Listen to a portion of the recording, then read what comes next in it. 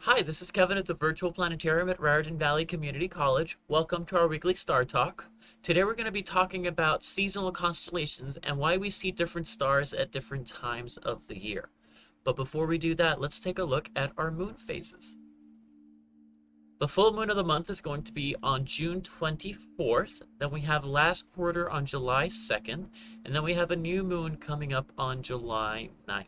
Before we talk about the seasonal sky, I actually want to talk about the solar eclipse that happened on June 10th. As we mentioned 2 weeks ago, there was going to be a partial eclipse for us here in New Jersey that was already going to be underway as the sun was rising. Here we have a picture taken by our planetarium director, Amie Gallagher. This picture was taken through a telescope using a special filter to protect our eyes and protect the camera. And we can see the disk of the moon partially cover the surface of the sun. If you look very closely, you can see that the disk of the moon looks slightly smaller than the circle of the sun, and that's because this was an annular eclipse. And like we mentioned in that video, I'm going to put the link in the description.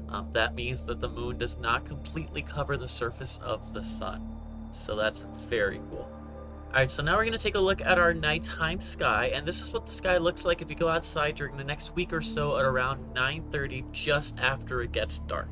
If we look towards the western part of the sky, just right here over by this W, we see a recognizable group of stars that we talked about a few weeks ago. This is the constellation of Leo the Lion right here. And if you remember Leo from a few weeks ago, I'm going to put the link for that video in the description as well. Leo was pretty high up in the sky, so I'm going to move the sky to put Leo where it was 2 months ago when we talked about it. We can see that it was much higher up in the sky. It was further towards the southwest, and this is at the same time at night, so it's at 9:30 at night. And if we compare that to now, we can see that Leo is much, much lower in the sky. We can also see the Vega, this bright star we talked about over here, is higher up in the sky than when we saw it a few weeks ago. Why does this happen? Why do the stars move in the nighttime sky? Well, constellations are seasonal. If you look up at the sky throughout the year, you'll notice that different stars are up at different seasons. Leo is known as a springtime constellation because it was higher up in the sky during the spring. Vega over here belongs to the summertime constellation of Lyra. Lyra is a summertime constellation, which means that it's highest up during the summer. Now, why exactly does this happen? To show you, we're actually going to look at the Earth from up in outer space, and we're going to look down onto the orbit of the Earth.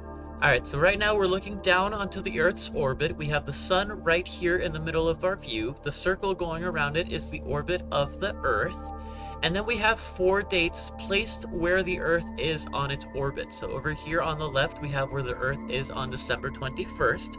Down here, we have where it is on March 20th. Over here, we have June 21st. And then up here, we have September 23rd. And you might recognize these dates because they're the start of the different seasons. So December over here is the start of the winter. Down here, we have the start of springtime. And then over here, summer. And then up here, the start of the fall. Now for this exercise, we're going to be using 2 famous constellations. The first one we're going to use is Orion. It's probably the most famous wintertime constellation. And then we're going to use Scorpio, which is its corresponding and opposite summertime constellation. During the winter months, the Earth is over here on the left side of the sun from this view. To make it a little easier to see the Earth, let's turn on the crosshairs right here, and we can see the Earth right here in its orbit. So currently it is December 21st for us up here in space. And the Earth, as we know, has a daytime side and a nighttime side. The daytime side is always the one facing towards the sun. And then the nighttime side is the one facing away from the sun, or in this case, towards the left.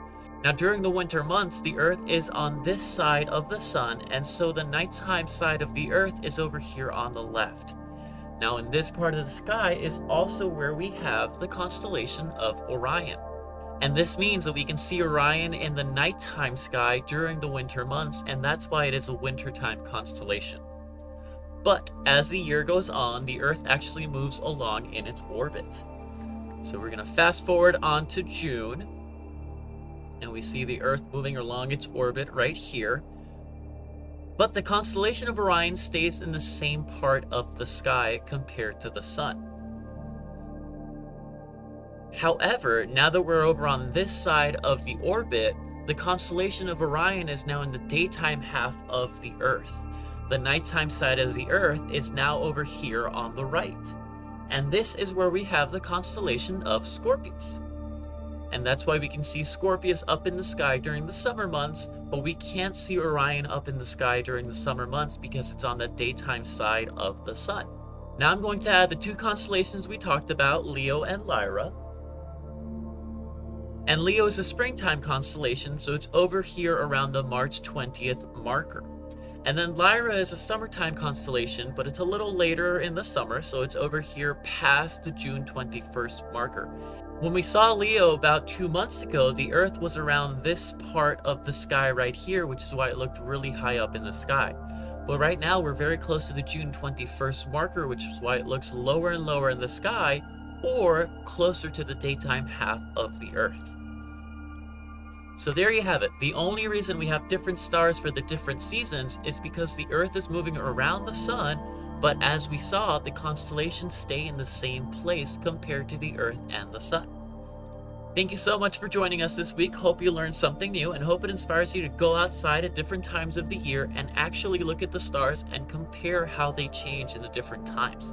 If you like this video, please be sure to leave us a like, and if you haven't yet, please subscribe to our channel. We're going to be putting out a new video every week. And thank you so much for joining us, and have a great week.